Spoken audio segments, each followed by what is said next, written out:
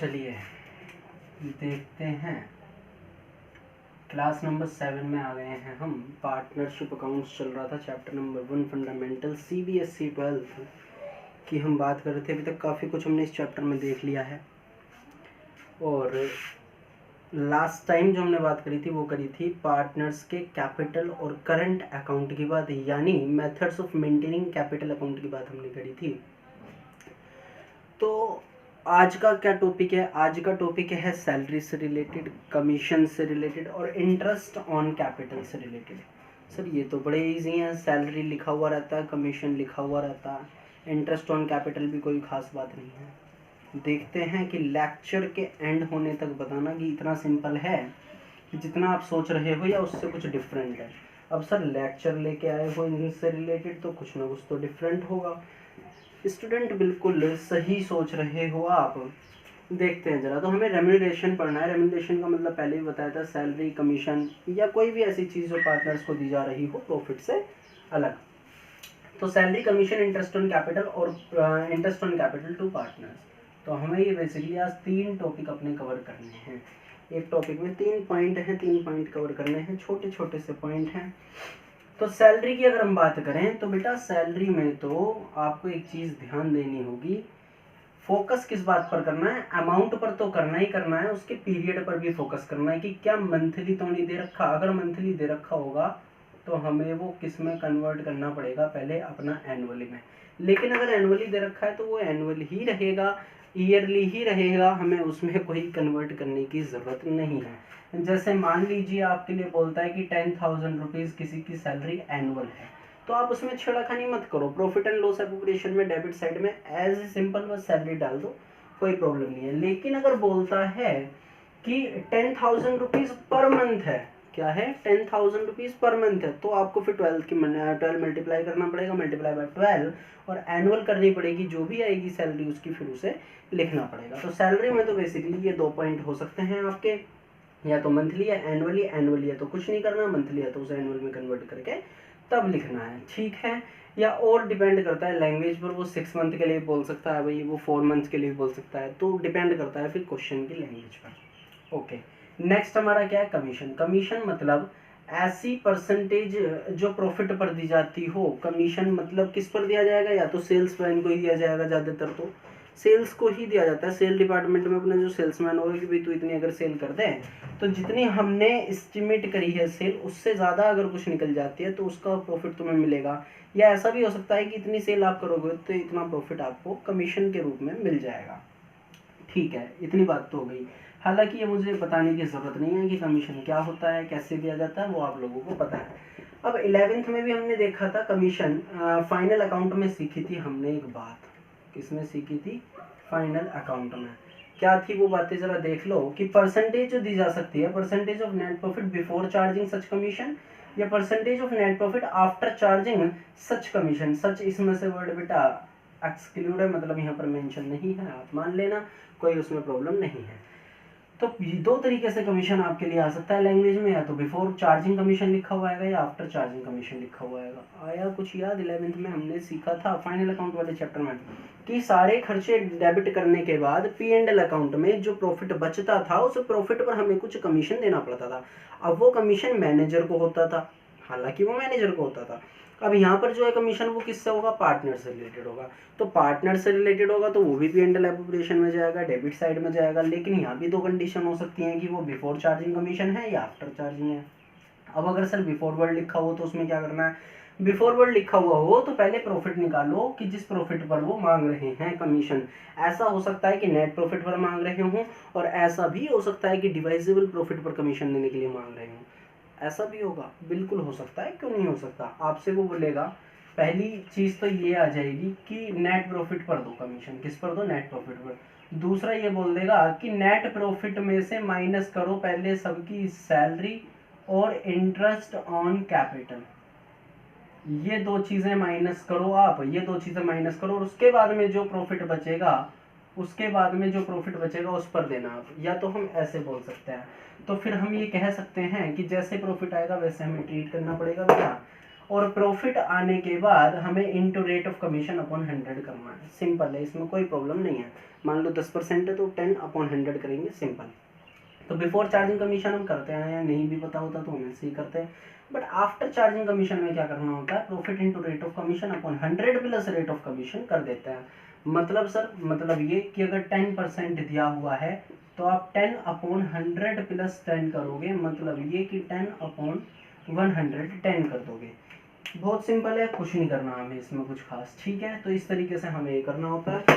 तो हमने कमीशन में 2 पॉइंट देखे हैं अभी तक भी, बिफोर और आफ्टर वाला। बिफोर चार्जिंग कमीशन लिखा हुआ है तो प्रॉफिट सिंपल करो, profit into rate of commission upon 100, और आफ्टर चार्जिंग कमीशन है तो profit into rate of commission upon 100 plus rate of commission. जो भी होगा रेट मैक्सिमम 5 या 10 ही होता है, इससे अलग कुछ नहीं होता। तो 5 है तो 105 कर दो, 10 है तो 110 कर दो, ठीक है, नीचे वाले में मतलब डिनोमिनेटर में। न्यूमिनेटर आपका सेम ही रहेगा जो रेट है, ठीक है। तो सैलरी और कमीशन की कैलकुलेशन आप कर लोगे। मेन पॉइंट है आज का जो है वो इंटरेस्ट ऑन कैपिटल। सैलरी और कमीशन इसलिए क्योंकि उसमें एक एक पॉइंट था, बच्चों के आंसर नहीं आते हैं, छोटी छोटी सी गलतियां हो जाती हैं तो उससे आंसर नहीं आएगा, सारी मेहनत खराब जाएगी। इसलिए अब हमें पढ़ना है इंटरेस्ट ऑन कैपिटल। क्या इंटरेस्ट निकालना कैपिटल पर इतनी भारी बात है? हाँ, टिपिकल है थोड़ा सा। कैसे है टिपिकल? एक बात बताओ कि जो इंटरेस्ट निकलता है कैपिटल पर, जो इंटरेस्ट निकलता है कैपिटल पर, वो कौन सी कैपिटल पर निकलता है? क्लोजिंग कैपिटल पर या ओपनिंग कैपिटल? मतलब ओपनिंग कैपिटल पर या क्लोजिंग कैपिटल पर? सुनो मेरी बात, एक तो कैपिटल हो गई वो कि जो हमने फर्म में लगाई है स्टार्टिंग की, ओपनिंग कैपिटल जो हमारे स्टार्टिंग में बैलेंस आ रहा था, उसके बाद में हमने इसमें प्रॉफिट भी ऐड करा होगा, कुछ हमने इसमें से ड्राइंग्स करी हैं तो वो माइनस कर दी, और बहुत सारी चीज़ें इसमें कैलकुलेट करने के बाद हमारी आ गई क्लोजिंग कैपिटल, ठीक है। अब एक बात बताओ, इंटरेस्ट इस वाली कैपिटल पर चार्ज करोगे या इस वाली कैपिटल पर चार्ज करोगे? तो अगर ये सोच रहे हो तो बिल्कुल गलत है। हम interest on capital opening capital पर चार्ज करते हैं, लिखा हुआ है IOC, interest on capital is computed on the opening balances of the partners capital, ठीक है। तो ओपनिंग बैलेंसेस पर लगता है, पार्टनर्स के कैपिटल अकाउंट के ओपनिंग बैलेंस जो होंगे उन पर निकलती है इंटरेस्ट। तो सर इसमें प्रॉब्लम क्या है? प्रॉब्लम ये है कि हमें वो ओपनिंग कैपिटल ही नहीं देगा, तो क्या देगा? हमें देगा वो पार्टनर्स के कैपिटल की क्लोजिंग बैलेंसेस। हमें पहले ओपनिंग बनाने पड़ेंगे और ओपनिंग निकालने के बाद तब हम इंटरेस्ट चार्ज करेंगे। बात समझ में आई? ठीक है। तो वो हमें क्या देगा? क्लोजिंग कैपिटल देगा। हमें कहाँ पहुँचना है? यहाँ पहुँचना है। कुछ ये जो सर्टेन कैलकुलेशंस हुई हैं इनको वापस करना होता है, और उसके वापस करने के बाद जो आंसर आएगा वो ओपनिंग कैपिटल, तब हम निकालते हैं अपना इंटरेस्ट किस पर? कैपिटल पर, ठीक है। Okay sir.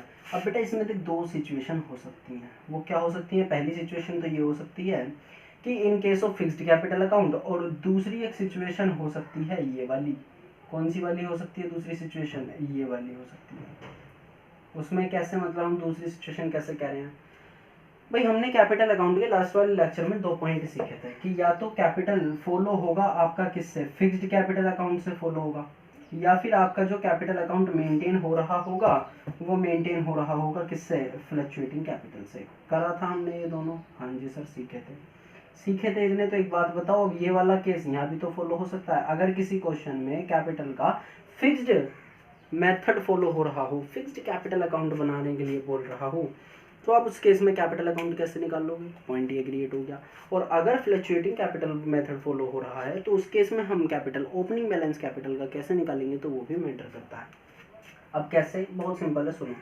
Fix capital account में हम क्या करते थे? सारे के सारे चेंजेस हमारे करंट अकाउंट में, बस 2 चेंजेस हमारे कहाँ आते थे? कैपिटल अकाउंट में। वो 2 चेंजेस कौन से थे? एक तो एडिशनल कैपिटल अगर इंट्रोड्यूस करी हो, और एक हमने अगर विड्रॉल्स ऑफ कैपिटल करी हो। Withdrawals of capital, drawings against profit नहीं, ड्राइंग्स अगेंस्ट कैपिटल अगर करी हो, ध्यान देना इस बात पर। तो सबसे पहले रखेंगे capital at the end of the year, जो हमें ओपनिंग क्लोजिंग बैलेंस दे रखा है उसे रख लो कैपिटल का। उसके बाद में उसमें ऐड करो ड्राइंग्स जो अगेंस्ट कैपिटल हो। यहाँ पर ये चीज़ बहुत इंपॉर्टेंट है, ध्यान रखना। किसके केस में? फिक्स्ड कैपिटल के केस में, कि जो अगेंस्ट कैपिटल हो ड्राइंग्स उसे हम प्लस कर देंगे, और जो एडिशनल कैपिटल है उसे माइनस कर देंगे। एडिशनल कैपिटल तो इफ़ एनी लिख दूँ मैं तो बात बनेगी। क्यों? क्योंकि बेसिकली होगी नहीं एडिशनल कैपिटल, अगर होगी तो वो हमें क्या करनी पड़ जाएगी? लेस करनी पड़ जाएगी। उसके बाद में हम कैलकुलेशन पर कहाँ पहुँच जाएंगे? अपनी capital in the beginning of the year पर पहुँच जाएंगे, और इस कैपिटल पर जो है बैलेंस आएगा इंटरेस्ट हम चार्ज कर देंगे। सिंपल। दोबारा सुन लो, एक चीज़ का ध्यान रखना, ड्राइंग्स अगेंस्ट प्रॉफिट वाला मत ले आना यहाँ पर, क्योंकि ड्राइंग्स अगेंस्ट प्रॉफिट वाला फिक्स कैपिटल के मेथड वाले फॉर्मेट में वो कहाँ जाता है, करंट अकाउंट में जाता है, ना कि कैपिटल अकाउंट में। तो इसीलिए हमें बस ड्राइंग्स अगेंस्ट कैपिटल वाली लेनी है, ड्राइंग्स अगेंस्ट प्रॉफिट वाला यहाँ पर नहीं ऐड करना है, ठीक है। बात करें फ्लक्चुएटिंग कैपिटल में, तो जो भी चेंजेस कैपिटल अकाउंट पर आ सकते हैं वो सारे के सारे चेंजेस में मेंशन करने पड़ेंगे। क्यों? क्योंकि पार्टनर्स के जब fluctuating capital account method follow हो रहा होता है तो उस केस में करंट अकाउंट बनता ही नहीं है, करंट अकाउंट बनता ही नहीं है। क्या बनता है? एक अकाउंट बनता है, पार्टनर्स कैपिटल अकाउंट, और सारे changes, all changes recorded in the partners capital account, तो वो सारे के सारे कैपिटल अकाउंट में चेंजेस रिकॉर्ड होते हैं। तो इसीलिए सबसे पहले हम यहाँ पर capital at the end of the year लिखेंगे, उसके बाद हम ऐड करेंगे। ऐड क्या क्या करेंगे? एक तो ड्राइंग्स अगेंस्ट कैपिटल, ध्यान से सुनना, ड्राइंग्स अगेंस्ट प्रॉफिट, हाँ जी, drawings against capital, drawings against profit, बिल्कुल सही सोच रहे हो। इंटरेस्ट ऑन ड्राइंग भी प्लस होगी, वापस आएगी, शेयर ऑफ लॉस भी प्लस होगा। अगर आप सोच पा रहे हो, दिमाग लगा पा रहे हो, तो देखो ये सारी की सारी वो चीज़ें हैं जो P&L जो कैपिटल अकाउंट में डेबिट साइड में आती हैं। ध्यान आया? पार्टनर्स के कैपिटल अकाउंट में जो डेबिट साइड आती है, सारी की सारी चीज़ें वो हैं जो कैपिटल अकाउंट को रिड्यूस करते हैं, तो हमने वो वापस करा, ऐड कर दिया। और वो सारी चीज़ें जो कैपिटल के क्रेडिट में आती हैं उन्हें हमने माइनस कर दिया, ताकि हम कहाँ पहुँच सकें, अपनी कैपिटल इन द बिगनिंग पर पहुँच सकें। तो लेस का हमने क्या, एक तो एडिशनल कैपिटल जो हमने लगाई है वो भी माइनस कर दी है, यहाँ पर देखो। उसके बाद में जो सैलरी और कमीशन हमने दिया, इंटरेस्ट ऑन कैपिटल दिया, और अगर कोई शेयर ऑफ प्रॉफिट है, डिवाइडेड प्रॉफिट का भी अगर कोई शेयर है क्वेश्चन में, तो उसे भी हमें माइनस करना पड़ेगा। आफ्टर दैट हम कहाँ पहुँच जाएंगे, capital in the beginning of the year पर हम यहाँ पहुँच जाएंगे, ठीक है। यहाँ पहुँचने के बाद आपका जो बैलेंस आएगा वो होगा ओपनिंग कैपिटल कह लो, या कैपिटल इन द बिगिनिंग कह लो, कैपिटल एट द बिगिनिंग कह लो आप। उसके बाद में हम चार्ज करते हैं अपना इंटरेस्ट ऑन कैपिटल। उम्मीद है इतनी बात आपको समझ में आई होंगी। इतना ये कंप्लीट है, आप लोग स्क्रीनशॉट ले लीजिए। Thank you.